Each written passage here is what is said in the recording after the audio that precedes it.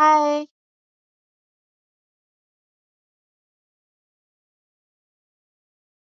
Hello.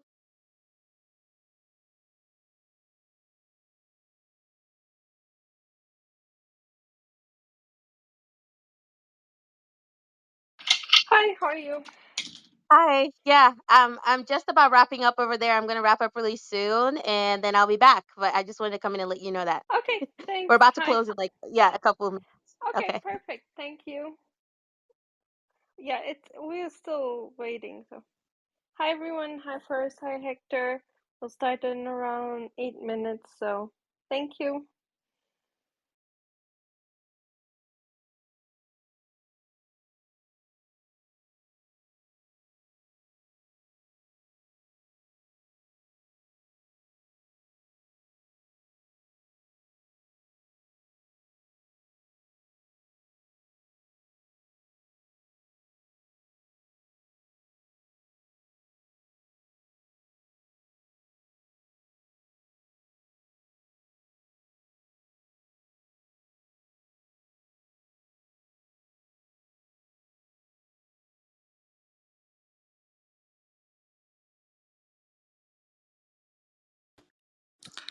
Hi, Katarina. Hello, everybody. Hi Jamie. How are you? Hi everyone. I'm well, thank you. How's your holiday? Good, good. Thank you. Busy, but good. You could not be busy if you tried, Katarina. Thank you.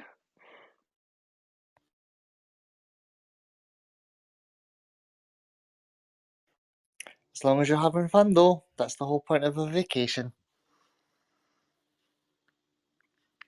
Yep. Sorry, I'm in between away from the microphone sharing stuff and sorry. Also with Cecilia was here shortly, so it was the same thing. She said, hi, hi. Can you hear me? Sorry.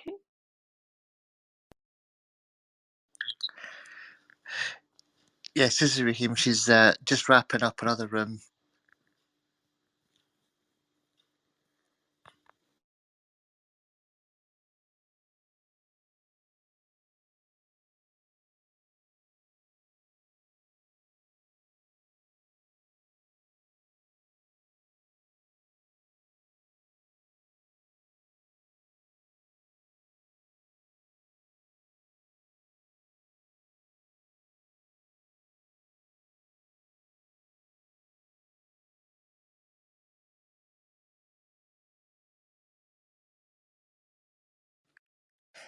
This is an incredibly interesting topic, actually. I'm quite looking forward to. Oops, beg your pardon for that.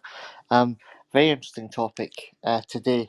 I'm very curious to hear what's made on this theory. It's has a lot of repercussions and a lot of interesting implications. Yeah, it's really exciting. Um, let's see if we can manage to control weather in the future. Hi, Kewin. I hope I'm saying your name right. And just in case, the unmute button is all the way on the bottom right corner. There's a little microphone symbol. And if you press that, yep, perfect. Good evening, Hi, how are you? Rena. Yeah, I'm good. How are you? Good, good. Thank you. Thanks for coming here and making the account. I know it's, you know, it's really Thank great you. of you to do that. So, how do I pronounce your name? I want to say it right when I introduce You can call me Kiwan. you. Okay, Yes. wonderful. Perfect. Yeah. Thank you so Thank much you. for joining us tonight, Kiwan. We really appreciate it. Thank you. Thank you for the invitation. Nice to meet you. Well, Hi, Kiwan. Nice to meet you. I'm Cecilia. Hi, Sarihim. I'm Kiwan. Oh, that's so Good nice. evening. Thanks. Good evening. Yeah, it's morning in Japan. Oh, really? What time? Do you mind?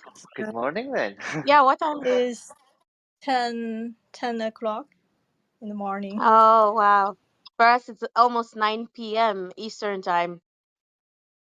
Yeah, yeah. And for me, it's Well, 2 for a.m. Jamie, it's in the middle of, yeah. For Jamie, it's 2 a.m. So he's in Scotland. So. Yeah. But your topic was too interesting not to appear for this, so I am here.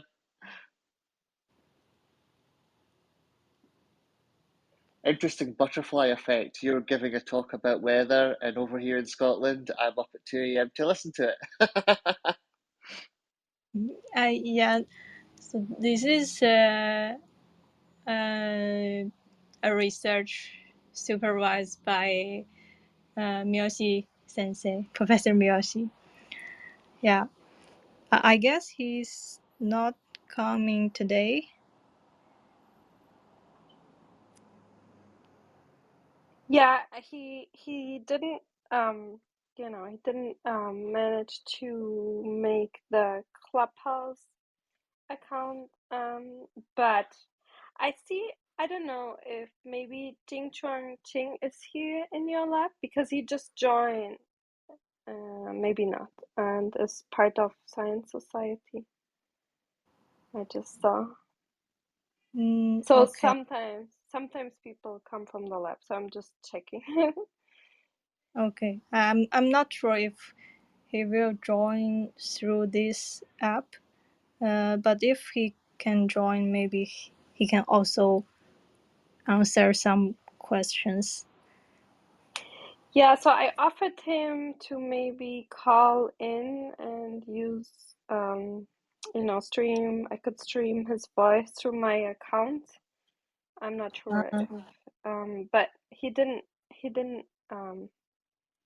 yeah, I don't think we did it. Maybe we can do it again and talk, again some yeah, other time and organize it. yeah, But it's yeah, possible. Yeah. we're glad Okay. you're here. That you did the work. So thank you.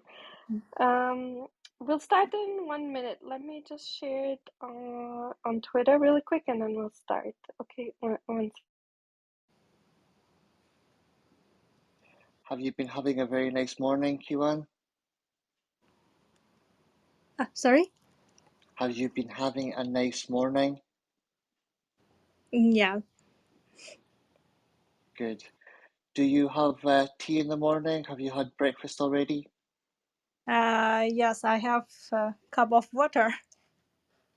Ah, nice. You think it's good to keep hydrated.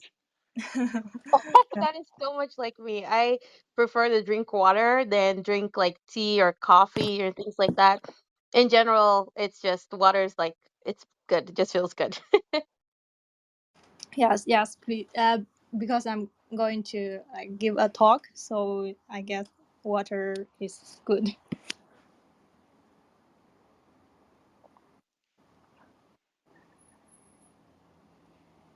We're very relaxed here anyway, so a lot of people they just sit back with their coffee or their water or their tea or anything, and Mm, just basically enjoy sharing their amazing knowledge with us.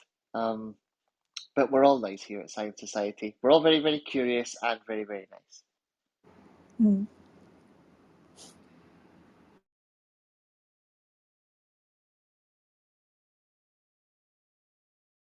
Okay, I think we can slowly start and introduce you to the audience, and then we go from there.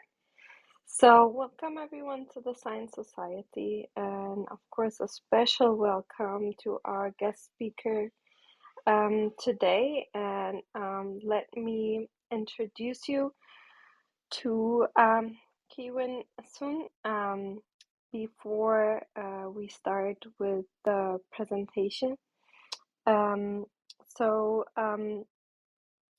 Kiwin did her bachelor at the Beijing Forestry University School of Science. And after that, she was teaching Epicalculus A level pure math in the Beijing Royal School.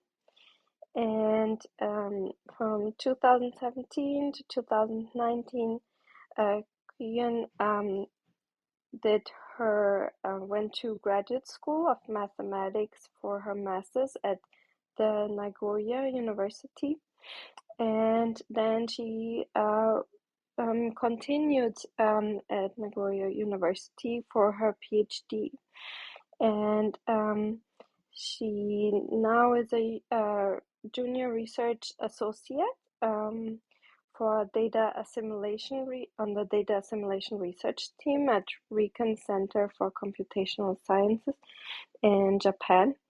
It's a really amazing institute. A friend of mine actually is at Riken doing neuroscience. It's really an amazing institute, and a lot of groundbreaking research comes out of that institute. So we are very, very honored to have you here. And before we start, if it's okay with you, we ask a couple of general interview questions. And if that's okay with you, we can also skip and go right straight into your presentation. Yes, Yeah. yes, please. Okay. Yeah. Cecilia, do you want to ask like a couple of questions, maybe?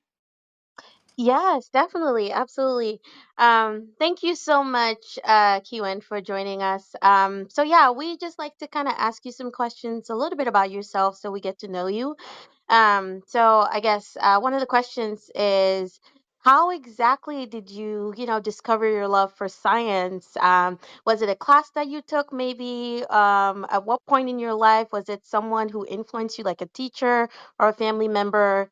And also, a second part to that is, how did you arrive at your research interest, which is what you'll be presenting with us here, like to us here today? Like, how did you get to the point where you got interested in that?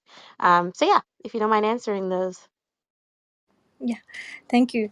And yes, I guess when I was in China, I studied in uh, also mathematics department for 4 years, and then I thought maybe I can work, um, and just then I can decide what should I do after that. So I go to in China it is not a standard high school. It is an international one. So all of the students will go another country for their college study. And then I started to use some like books and not which was published by um, other companies, not in China. So I feel the way they arrange the information is very interesting. And then I decided to study in outside of China. So I try to find some mathematical department for my master program, and then I contact my current supervisor, Professor Richard in Nagoya University. So that's why I continue my research with him. So I just continued after the master program.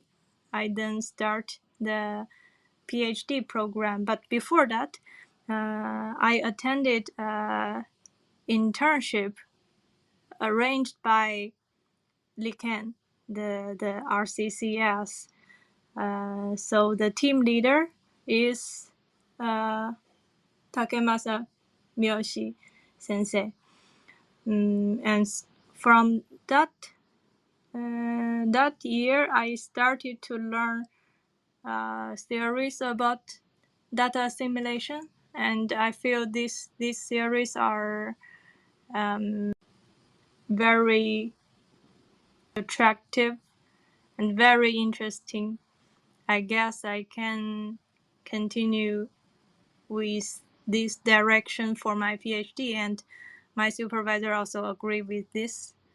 So that's why I have an extra contract with the RCCS when I is still a student in Nagoya University. And then this brings collaboration between Nagoya University and Liken. So that is quite good. Yeah, and then we end up with this interesting study. Yeah, that's all. Thank you. Wow, that's very interesting. I like how you took some time to work and explore your options and kind of get some experience and then figure out exactly what you wanted. I think that's a very good strategy, and was able to get you to a point where you understood exactly what you enjoyed doing. And so, thank you for sharing your story. Thank you very much. Yeah, yeah. So please go ahead and give your talk. We're all here ready to listen. Yeah. Okay. Thank you. So I'm going to use the slides that I shared with Katerina. So if you can also look at the slides, that would be very helpful for understanding the materials. Okay, so let me start. I will point out which page I am talking about. So now I'm in the front page. The control simulation experiments with the Lawrence 63 model. So this is a research supervised by Professor Miyoshi. And this, so he has several uh, important positions in different places. Most of them are related to Liken. So if you are interested in what they are doing in their research about their research in the three department, you can find the information in their web page. Okay, so first now I go to the page 2, the outline. I'm going to talk about first the overview of data simulation, and then some basic information about Lawrence 63 model. And next section is the aim of the study, and then I will explain how we design these experiments and some results. And then the last is the summary and future work. Okay, so now page 3. And the overview of data simulation. So maybe some of you has already know the basic idea of data simulation, but I would like to explain before I explain the main research. The data simulation is mathematical uh, techniques, tools that combine the observations and simulation. So we suppose that we have some, in this rectangle, we have some reality or the truth of some dynamical system which is never perfectly known, but we can observe them. But the observations are noisy or incomplete. And for these unknown dynamical systems, we can also have some simulation or forecast, maybe based on some model. But of course, those models are imperfect. The forecasts or simulation are also inaccurate. And the data simulation, these mathematical techniques, they use both the observations and simulation, do some analysis, and we have a analysis result. We expect that this analysis result is better than observations and also better than the simulation or forecast, and it should be look more close to the reality, the unknown reality. Okay, so I go to the next page, page 4. And here I draw a workflow of how data simulation do online analysis. So usually we started from some initial value, initial guess. And this initial guess may include some unknown states of the dynamical system, or even include some unknown parameters of the dynamical system. And we use our imperfect model to do a model simulation. And then this simulation, we call it the forecast. And at the same time, we observe this system, and then we have the imperfect observation. And then we do an analysis update. The analysis update in the rectangle is given by data simulation. Then after we update it, these results could be the best estimate for the next time point. So we observe this system regularly a long time, and we have the analysis update, and then it could be the next initial value for next time point, and we repeat this circle as long as we have observations. So this is how the data simulation work. And in this research, uh, the method main method I use is ensemble common filter. So it is one technique, one method of data simulation. So in this research, I use this. And the main property of this method is when, say, at a certain time, I'm on page 5, on certain time t1, we have some initial guess or some analysis update from the previous time point, and this is described by a set of particles, a set of ensemble members. So you can compute the mean of them. It could be your best guess for the current unknown state. And these ensemble members naturally provide uncertainty of your mean value, because you can use the spread. And then we run the model, run the simulation model for all of the members, and then you have the forecast, the blue circle, for time t2, and we observe the system, and we use forecast and observation update or forecast to analysis ensemble, and then we have analysis mean. So we just repeat this along with time. At every t1, t2, t3, we have observations. So this is how the ensemble common filter work.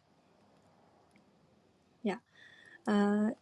Next is so this is just the information about data simulation. Now I'm going to introduce the main material of this research. I am in page 6. Okay. So first, let me introduce Lawrence 63 model. It is a very simple, chaotic dynamical system defined by a set of differential equations. So it's a differential equation system designed by Lawrence in 1963. And you can see we have 3 variables, and we also have some parameters, the sigma, gamma, and b. These 3 values also chosen by Lawrence, and it resulted in a chaotic solution. So here is a small movie here. This is the solution of this system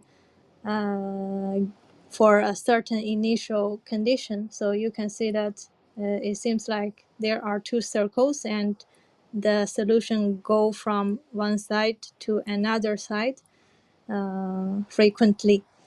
And in the lower left, this picture, I only draw state X, So you can, this is for 5,000 time steps. One step is 0.01.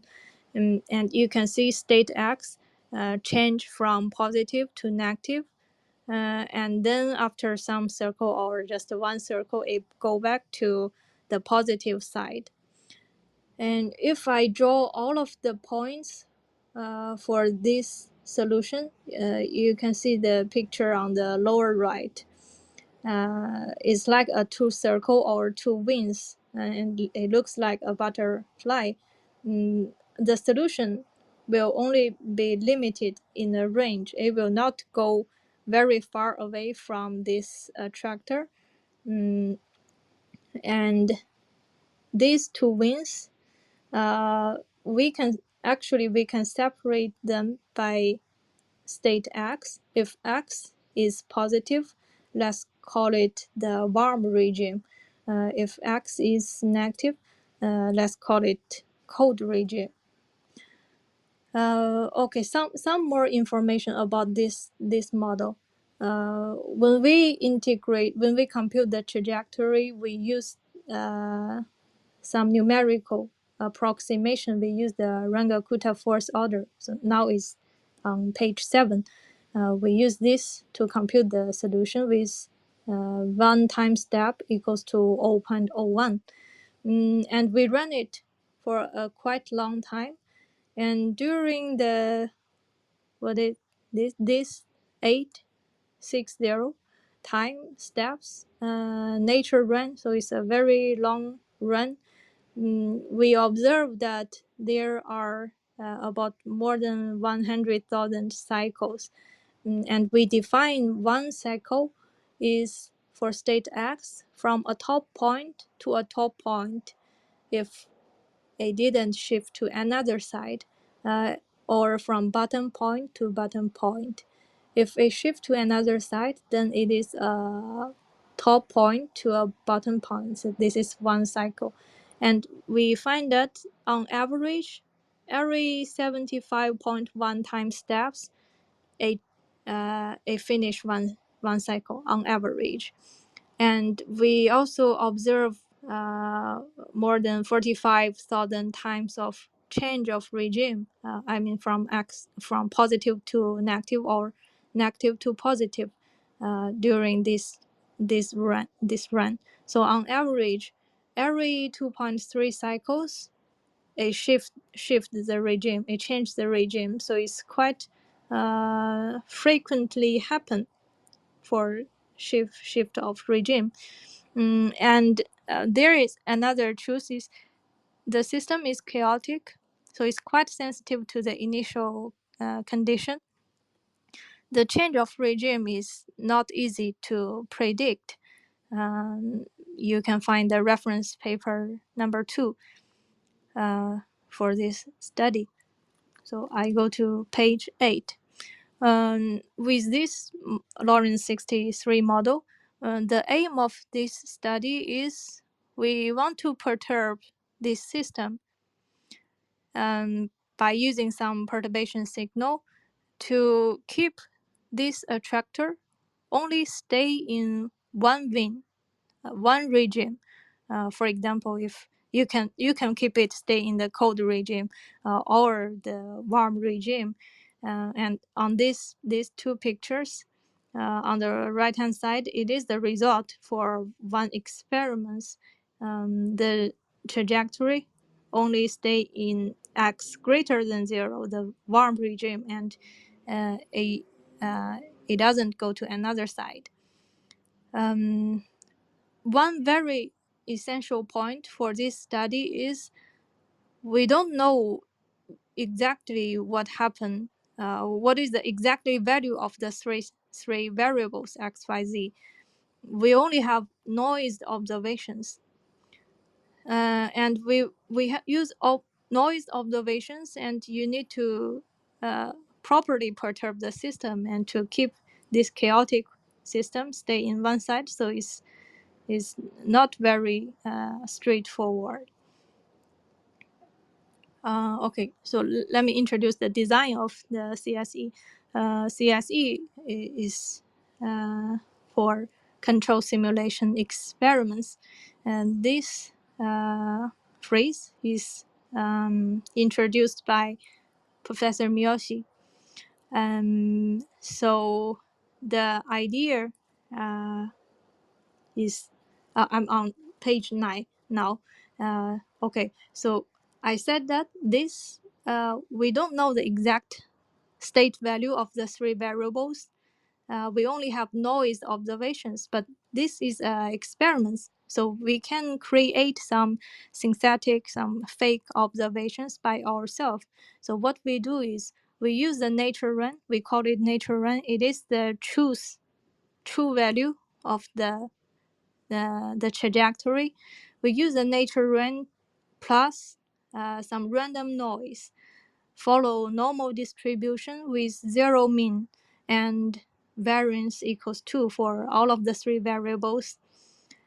So we have the noise observations. And for a certain time Tm, we do a T days forecast. So remember the data simulation techniques. What they do is at a certain time point, you have a forecast or simulation given by the model. We assume that we know the model. So we know the structure of the differential equations. We can run this forecast. And if the forecast, say T steps, the T can change. If the forecast uh, doesn't show change of regime. So we have a set of ensemble members. We have some particles. None of them show change of regime. Then we just do nothing. We go to the next time point, Tm plus 0.08. So in this experiment, we observe it every eight time steps. Next time point, we have our forecast, the circle, red circle. And we have the observation, the solid red circle, and then we can update it to have a better guess of the system. We have the analysis, ensemble members, and then we start next T steps forecast. But if this forecast we observe at least one particle shows change of regime, then we should do something. So what we do is described by the second picture. We perturb the system. We use some perturbation signals. It's just three-dimensional vectors. And we change the initial condition of the system. And then the future evolution will change. We perturb the system until next observation available. So the future change, the original one is the dashed one, and then the new one is the solid black one. We expect that after perturbation, the future will change and it will not go to another regime, which was forecasted by the ensemble members. And here is the problem. How should we find perturbation signals? Is it efficient for any kind of perturbation signals is not clear. So here I can tell you that if you just randomly use some random perturbation vectors, it doesn't work. So you have to find some perturbation signals which are efficient. So in next page, page 10, I'm going to introduce what we do with these experiments. So here the method is what I have introduced in the very beginning, the ensemble Kalman filter, ENKF. The number of particles is 3. We have 3 members. And we observe it every 8 steps. One step is 0.01. And all experiment steps is 8,000 time steps. So it's 1,000 data simulation cycle because we observe it every 8 steps. So here there are 3 pictures on page 10. Let's look at the light blue curves. We do those light blue curves are the forecast trajectory. We do a t steps. The t is equals to some number, let's say about 300. We start from time 0 and we do a forecast. For the first one, you can see that there are, I think it's two of them cross the border. They shift from positive side to negative side. So then the system report alarm that your true system maybe also cross the border, and the black one is the truth, which is unknown, of course. But since this is an experiment, so I can draw this true line. The true line also change the side, so at least two of the ensemble members do a correct forecast. But if you look at, there is another ensemble member doesn't change the regime. It stay in the positive side, at least uh, in the forecast 300 steps. So this blue one is a good candidate. And we take this good candidate and we take randomly one of the bad candidate and we take the difference at the very beginning. So time 0 is just after the observation. We take the difference at the very beginning for the trajectory, and we rescale it to a certain norm, maybe a very small norm, and then we have some perturbation signals created by these two ensemble members, the difference. And then we expect that this perturbation, if we apply this perturbation to the original system, it will drag the system to some trajectory more close to the good candidate. So we just apply it to the system.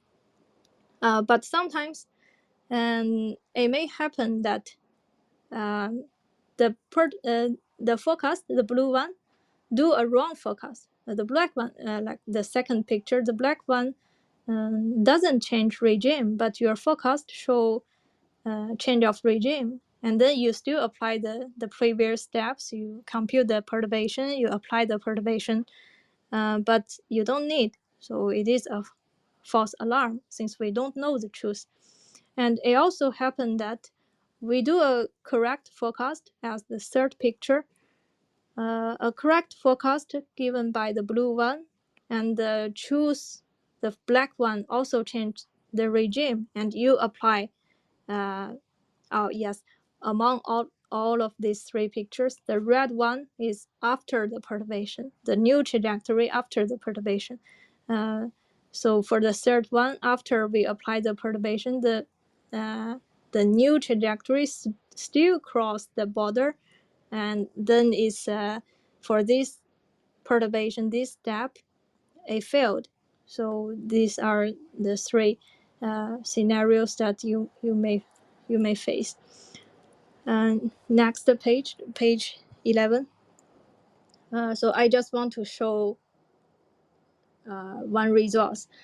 We have three movies.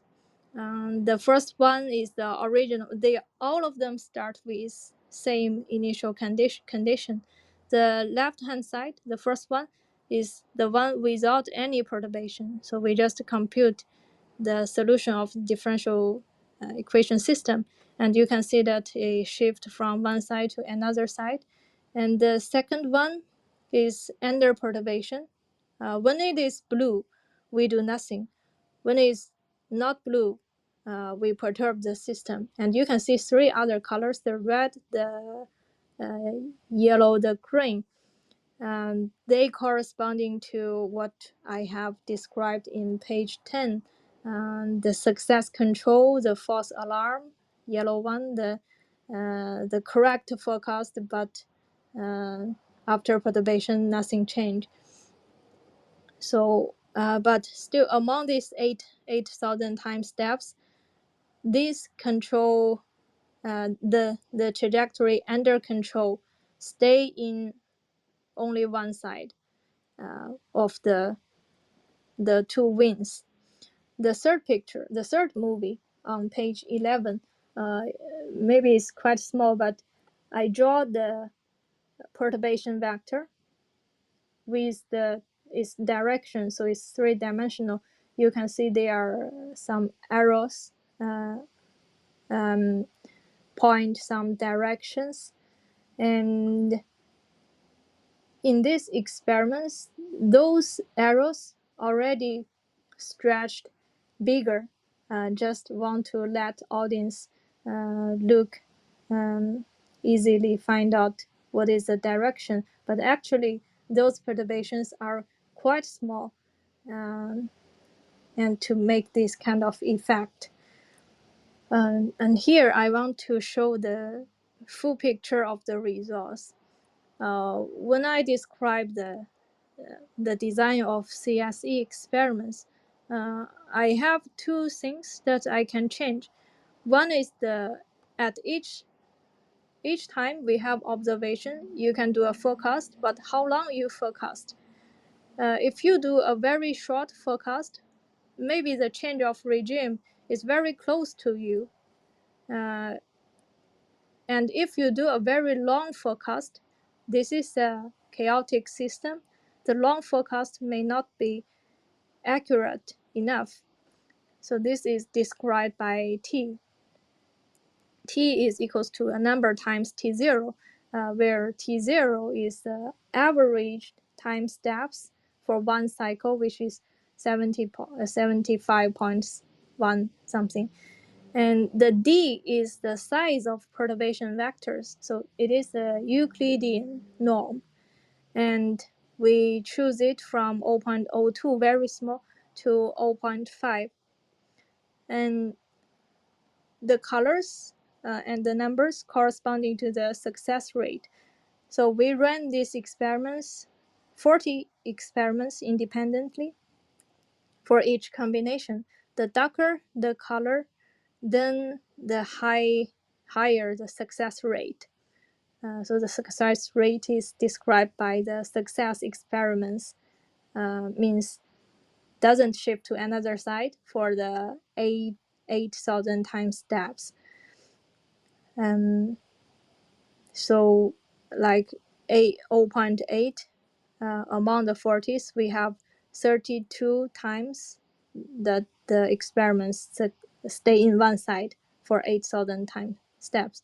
And you can see that for a certain range of combination, when you have like 40 and the norm is 0.03, you have a very high success rate.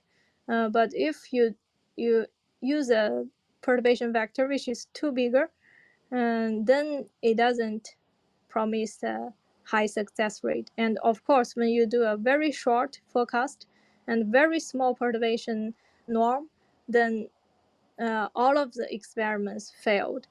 The first table on, I'm on page 12.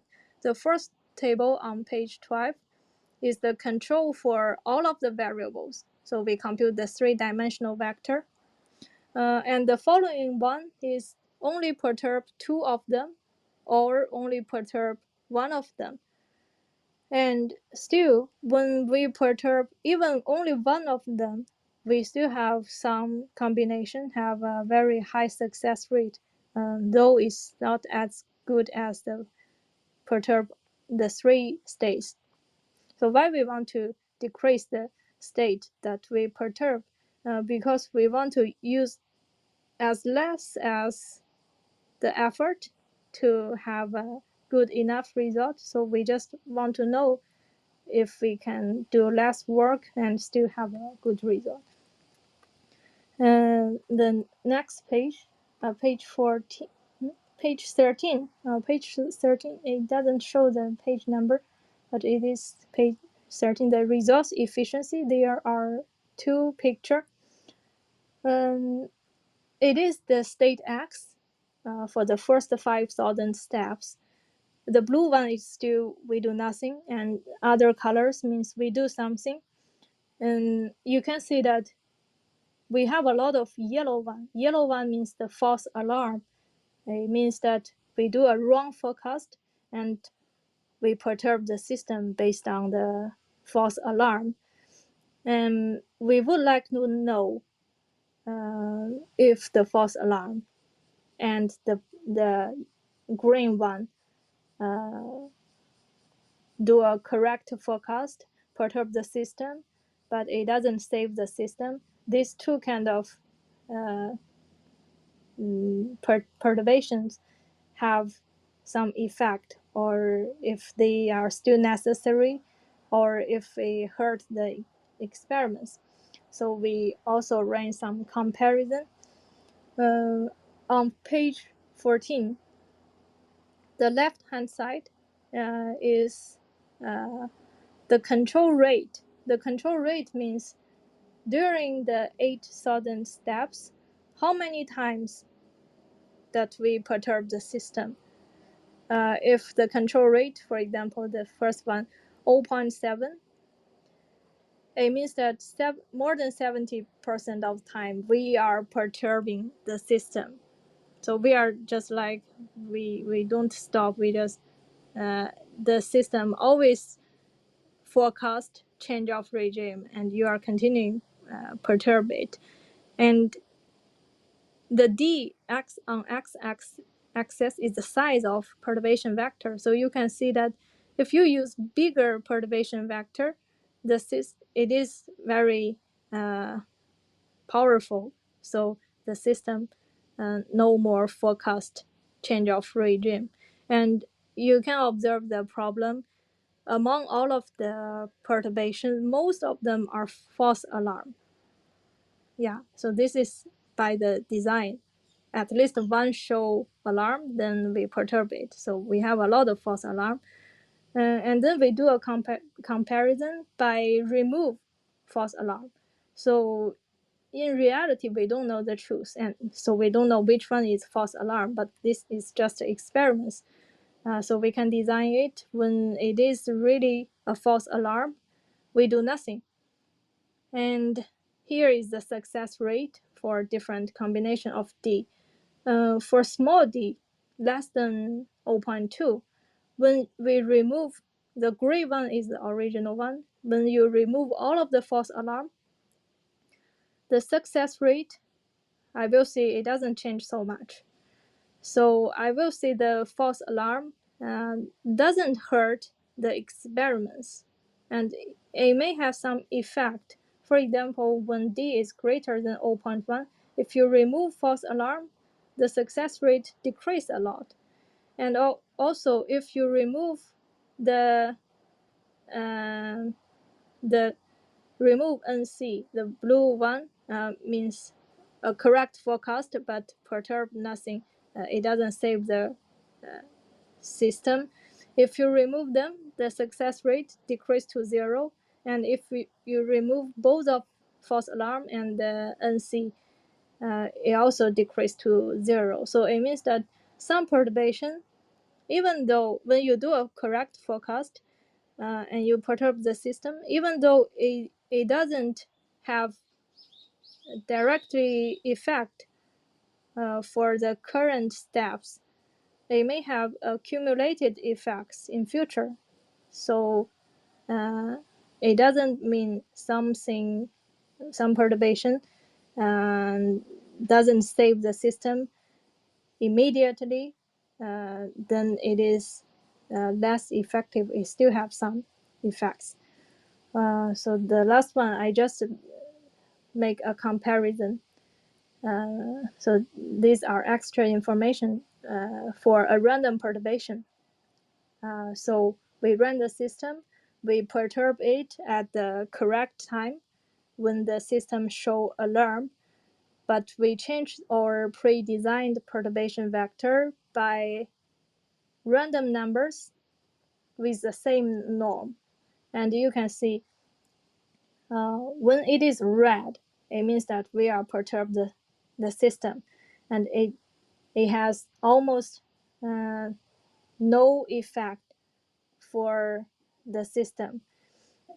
It still change from one side to another side regularly. So random perturbation is not effective. You still have to design your perturbation vector. And next on page 16, so I want to do a summary of this work. The control simulation experiments show that we can effectively control the chaotic system Lorentz 63 to avoid any change of regime. And this experiment is less effective when the perturbation signals are too small or too big, or the forecast length is short, or um, the partial of the partial observation uh, is some result that I didn't show in this presentation, but and also less accurate analysis. It means that if, for example, you do a very long forecast, and then of course your uh, analysis is not accurate as before, and then what you generate, the perturbation signals and the time point for the alarm is no more accurate. And the last one, we is the future work. We want to apply the CSE to more complex model. Lorentz 63 is just a very simple prototype for chaotic behavior, and we want to apply it to other models, maybe some weather forecast, large scale weather forecast model. And we want to investigate different control scenarios. For example, controlling the occurrence of extreme events, and this has already finished for extreme events. It is for Lorentz 96, and also for example, to control the rainfall, you may want to move a rainfall from one place to another place, or you want to decrease the power of a typhoon. These two experiments is also done by other members in the team. Yeah, and the final aim of the control simulation experiments is to control the disasters in future. Okay, so next page on page 17, I have the link of some reference paper and the link of the published paper. Yeah, yeah. Thank you very much. Thank you for your attention. Thank you so much for your talk. This is such a fascinating work. It's it's so interesting how you managed to go through all the data and find these factors. And it's so fascinating to me. So thank you so much for presenting your work here and sharing this with us. So everyone, please, if you have questions, flash your mic, come up to the stage, um, and raise your hand or flash your microphone. Let me know.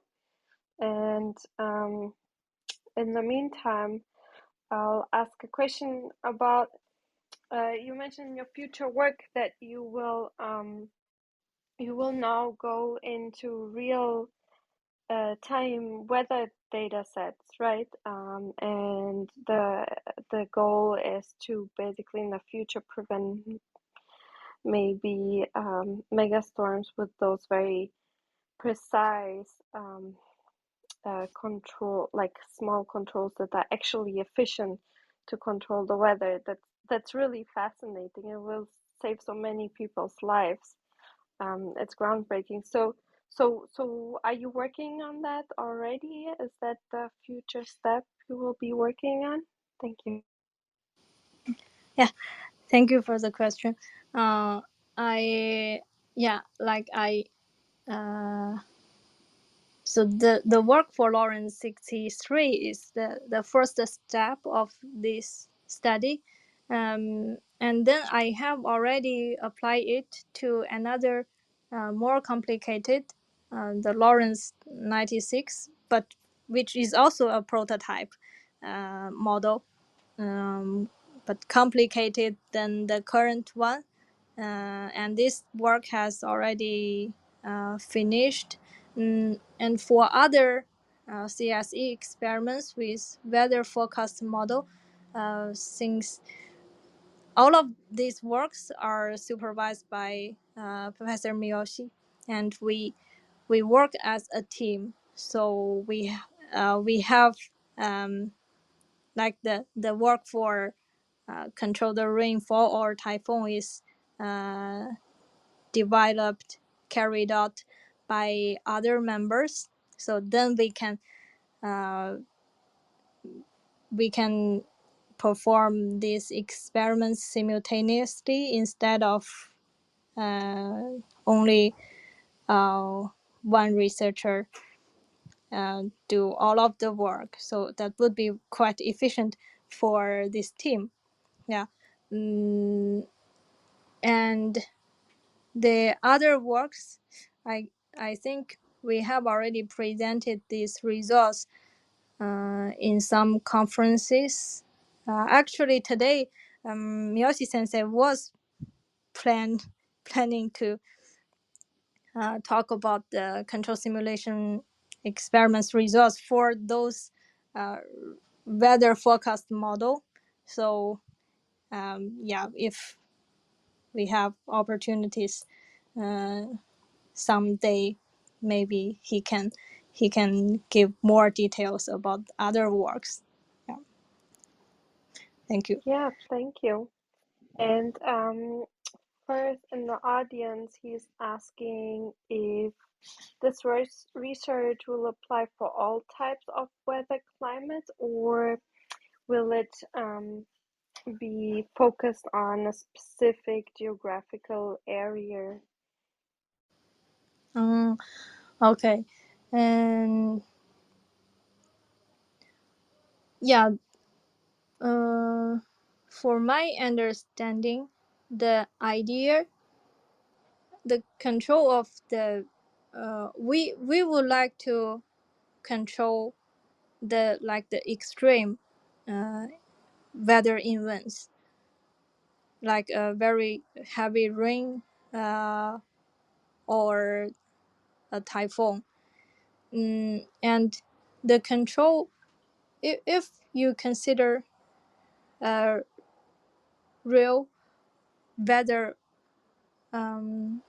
event, then you can first think about um, how strong it is, and you can decrease the power of it, or you want to shift it to some place which has no um, no cities, no people living there. So then you can consider, you can design the experiments like that. But I think the weather forecast model is much more complicated than the prototype. So I'm not sure if it can be used for any kind of weather events, but as long as we have the observation and the simulation, I mean the model, you can design these experiments. Yeah, that's all.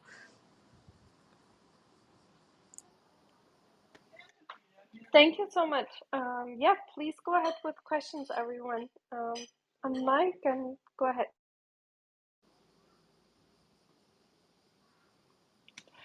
Hello, Kiwan. This is Jamie speaking. Hello.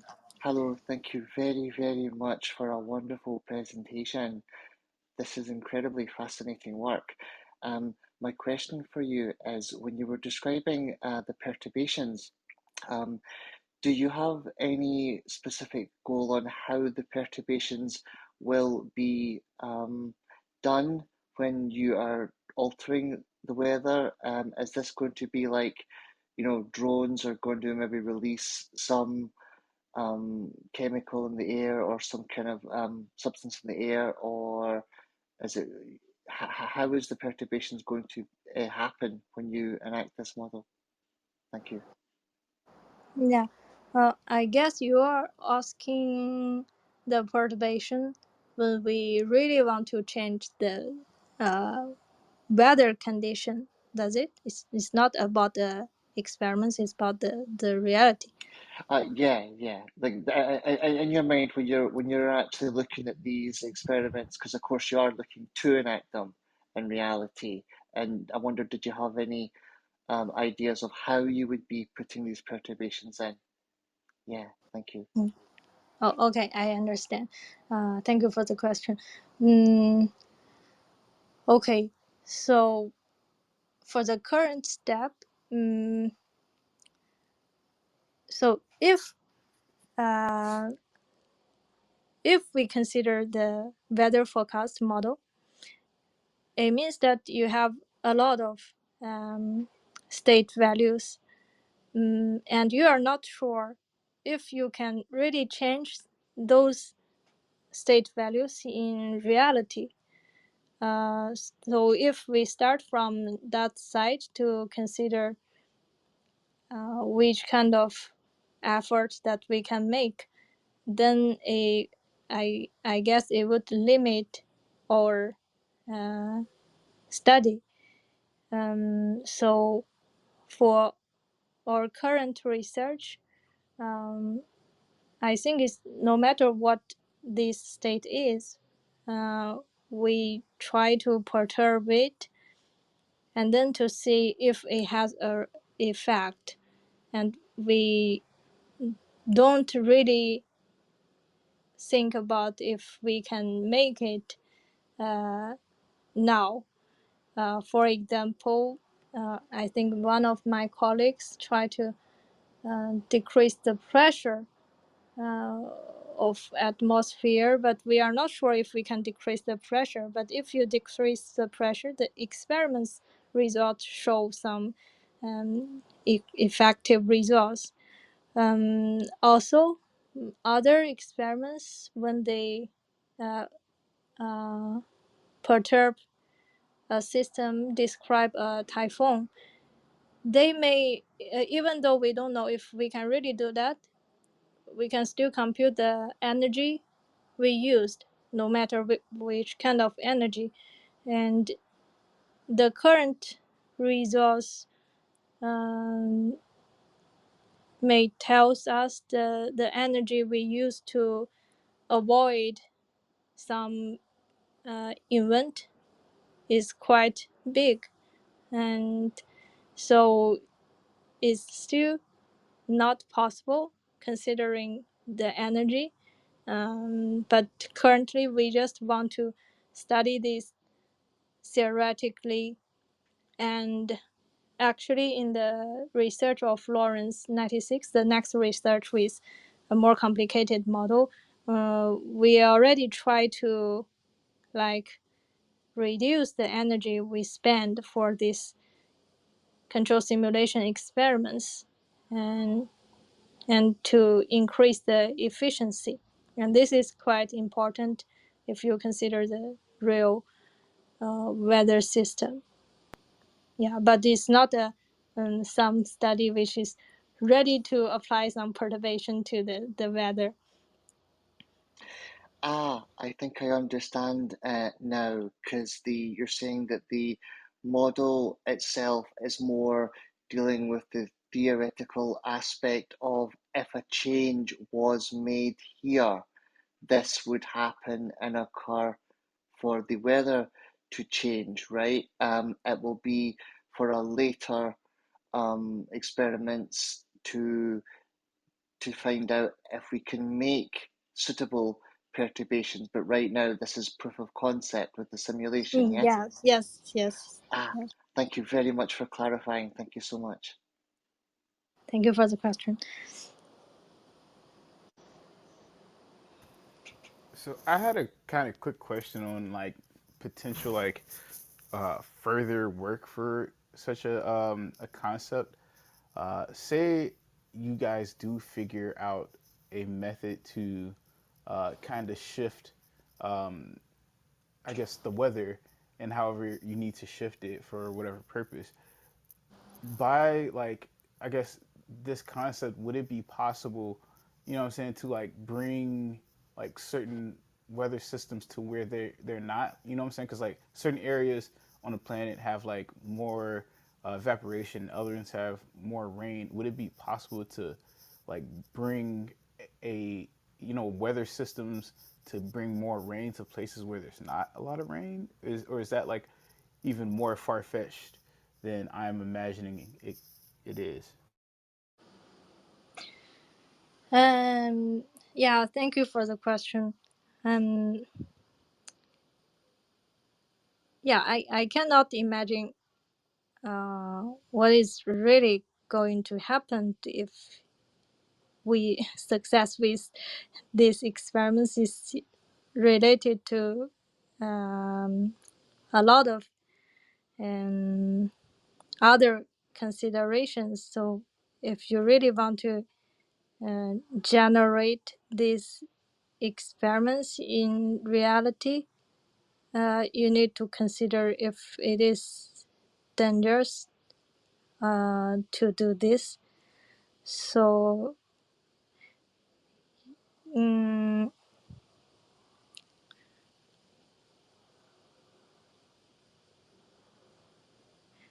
yeah, mm, I think if the I have read one paper uh, about the butterfly attractor, that the weather system is not going to be permanently changed by uh, by like uh, perturb the system. It's just change the order of the future events, which is going to show. But based on our experiment system, actually the random perturbation doesn't really just change the order of the future events, and in a full picture it doesn't change so much. However, this experiment is about the designed one, and what I observe is once you stop the perturbation, the future is going to be similar like before, and you just postpone something which is going to happen. If you would like to postpone it forever, you need to perturb the system forever. Yeah, that's all. I'm not sure I answer your question. Kind of like, I was more so like uh getting at like, because how does this there's places where the main reason why they don't have food would be because like they don't get rain. You know what I'm saying? Like, Mhm. so I was like wondering, would it be like in like a further application of a work like this to, I guess, kind of move like weather systems so that places that don't get rain can get rain enough to make like crops. You know what I'm saying? Not like a permanent change. That would also have to be a question, of course. You know what I'm saying? You don't want to just shift an entire, you know, weather system to a different place, because that would probably screw up everything. But I was just kind of wondering, like, would it be possible, for example, just to make a rain cloud, you know, by shifting, I guess, like different. Yeah, I Yeah. I understand. Like um, yeah, the idea of these uh experiments is to use a very small perturbation. So this is one of the main idea. I know that there are already like we have some rain created by human being, but this study is to use a yeah, I didn't mention that why we use different size of perturbation vector, and those perturbation the size are quite small compared to the original system, the energy contained in the system, and for the perturbation vectors are quite small, and we can we want to use this quite small perturbation to have some big effect. And maybe like if you create some cloud, it's like directly related to the rainfall. But maybe other parameters, other states related to not directly the cloud or the rainfall can also have the similar effect, but have much more smaller cost of energy. That would be great. And I guess this is one of the idea of this research. So we want to find some potential relation between the interesting events and other states.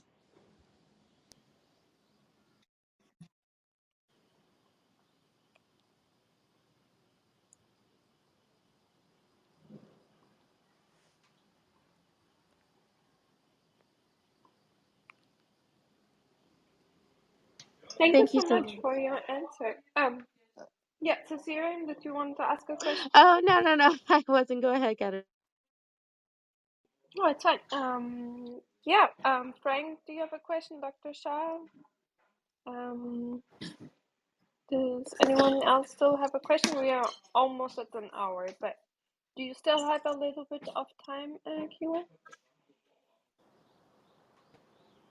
Yes, yeah. So I can ask my question. Thank you so much, first of all, for the fascinating work that you shared with us. My question is about the potential of using of your model in different field, for example, through drug delivery. So why I'm asking this question, because we are talking about the hyper parameter, and also some of the features on this modeling that you just explained can be matched for quantification of the information that we can have from the drug delivery perspective. I was just wondering, do you have any further information around that that you can share with us? Okay. Thank you for the question. Yeah, and to apply this method to other fields, and actually we plan. I have another research which is related to the infectious disease modeling. Some model describe the spread of some disease in some place, and and if we have the basic information uh, for generate data simulation experiments, which means we have observations and we have the model simulation, then that means we can uh, run the simulation study for control any dynamical system. Yeah, but for this chaotic one, these chaotic models, it is successful. But I'm not sure if for some models which is not chaotic, for example the infectious disease model, it is still effective uh, or not. But it's interesting to try to use the method to control any dynamical system that you are interested in. Mm, I'm we are going to open this uh, code package for the studies quite soon. So I'm trying to make it reader friendly. If someone want to try this method for different models, they can directly refer to it, I guess. Yeah, very interesting, because by considering the perturbation, even signals that you just mentioned as part of your research, also you guys proved that there is no normalizable invariant state. So these are it's pretty much matched with the infectious disease. It can be. Thank you so much for sharing that. Thank you for the question.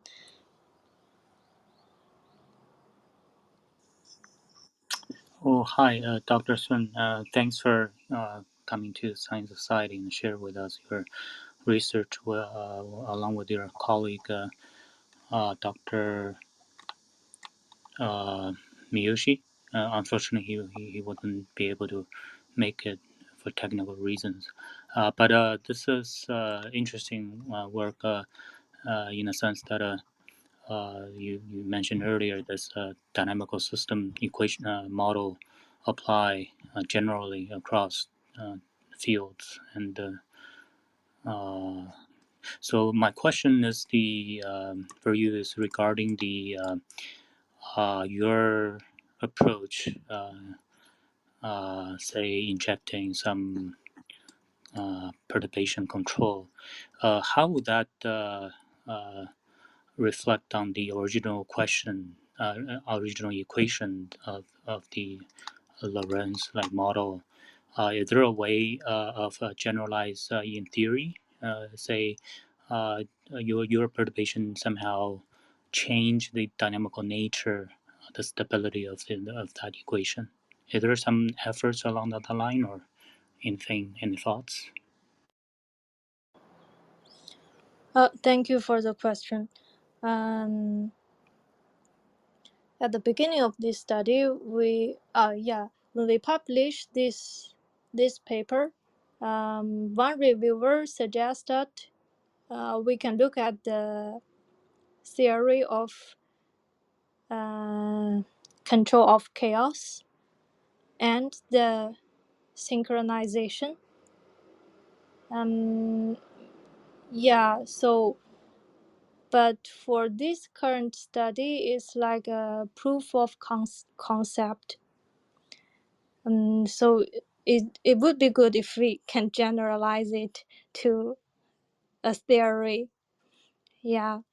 But I'm not sure about if we can generalize it to a theory.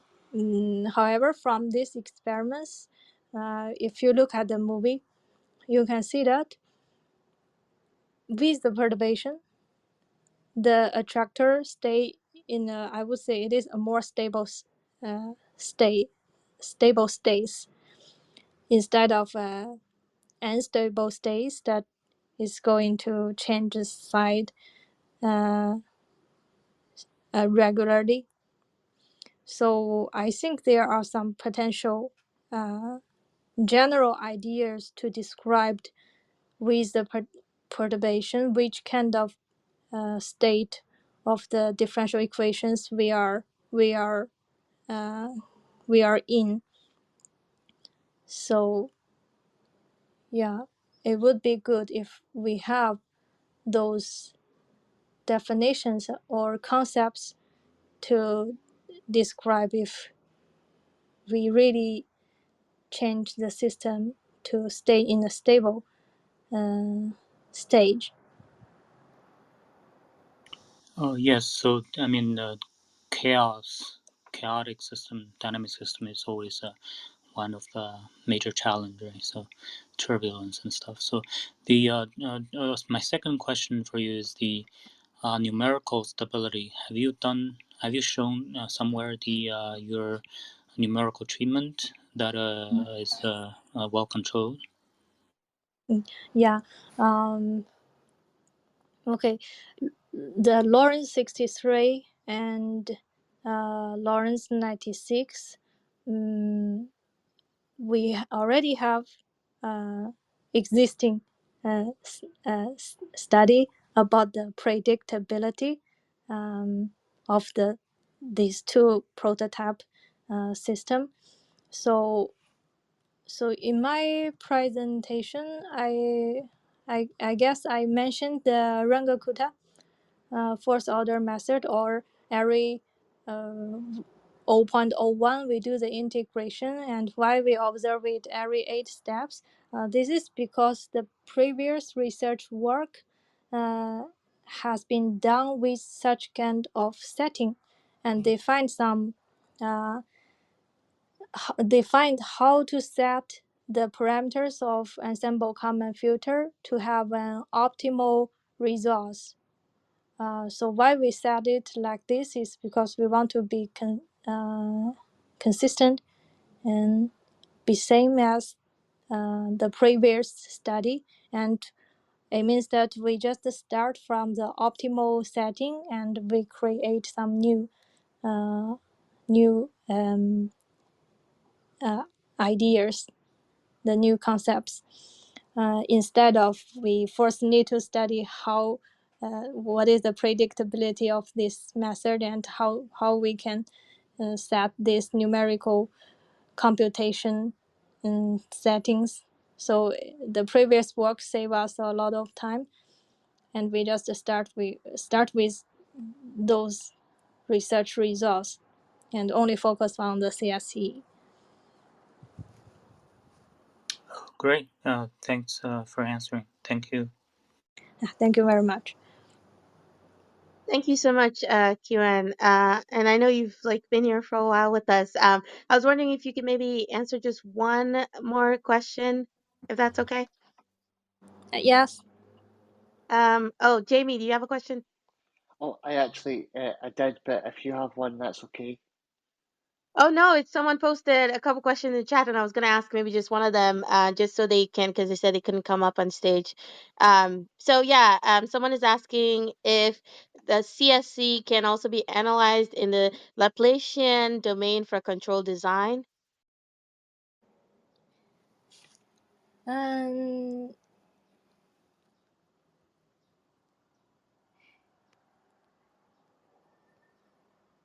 yes. Um, I think, yeah, I think we can.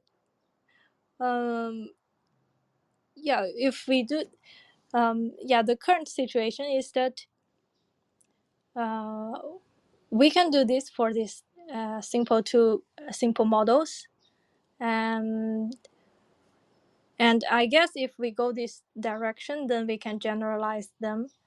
But for this team, we are more interested in how it could be studied or understand in a real weather forecast model.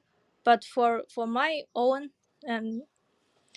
interesting, I would be prefer to do something which is more theoretically, yeah, because I am studying in a mathematical department.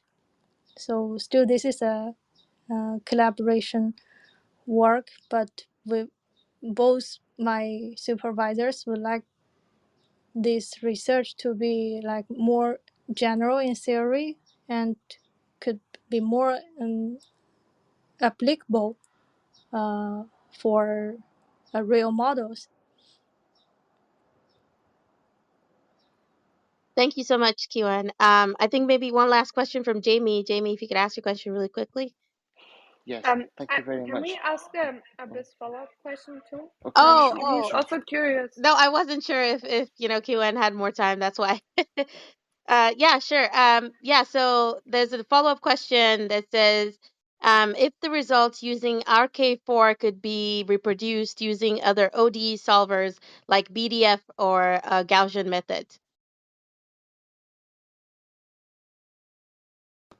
Yeah, I think you can use other method for our computation. With the RK4 is written by ourselves, so this part of code is very simple.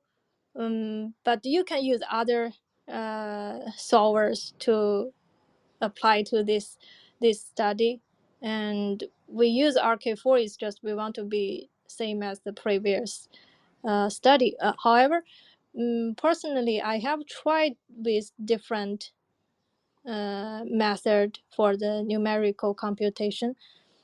Since they are different and this system is chaotic, you may have some solution at the beginning that they are same, but in future they go to different places. But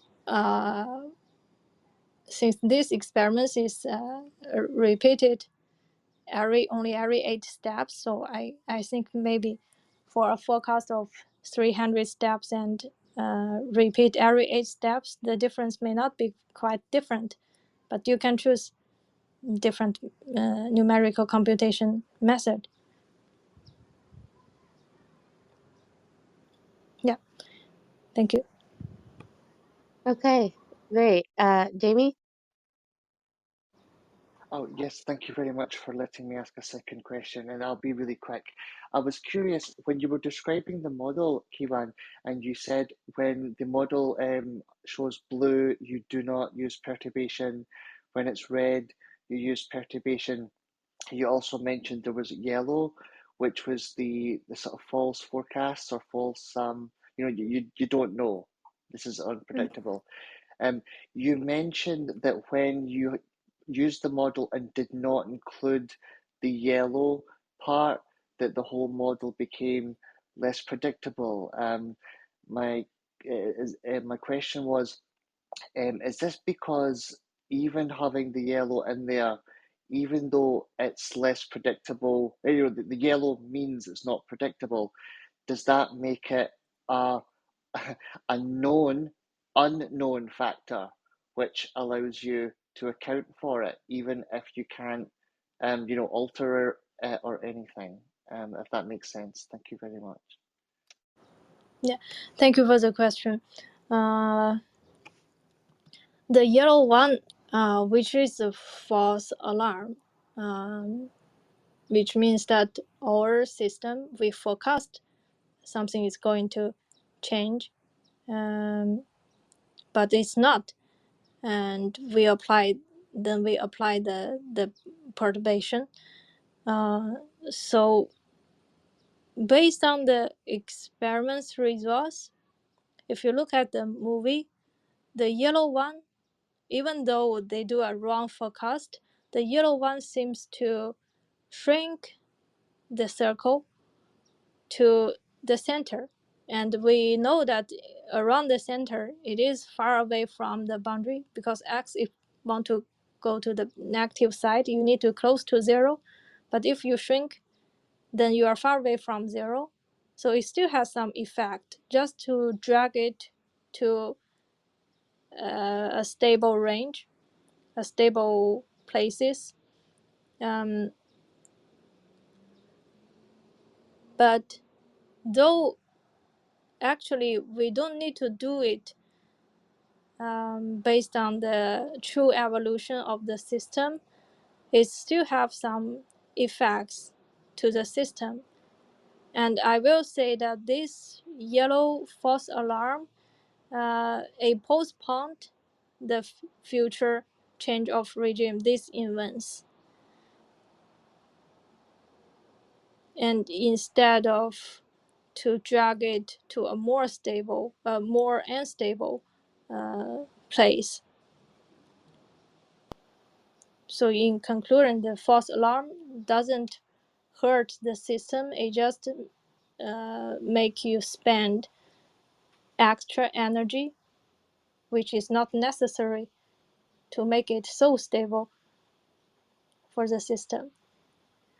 Yeah, Thank you very much for answering my questions, and thank you very much for your time. thank you for the question. Yeah, thank you so much, Kiwan, for coming here. As you found out, we're all pretty curious here, so we like to ask a lot of really interesting questions. But we thank you for your time. And so, yeah, I'm going to pass it back to Katerina. Katerina, do you have any last words? Oh yeah, thank you so much for coming here and yeah, sharing your really amazing and very important research and answering all of our questions. I hope.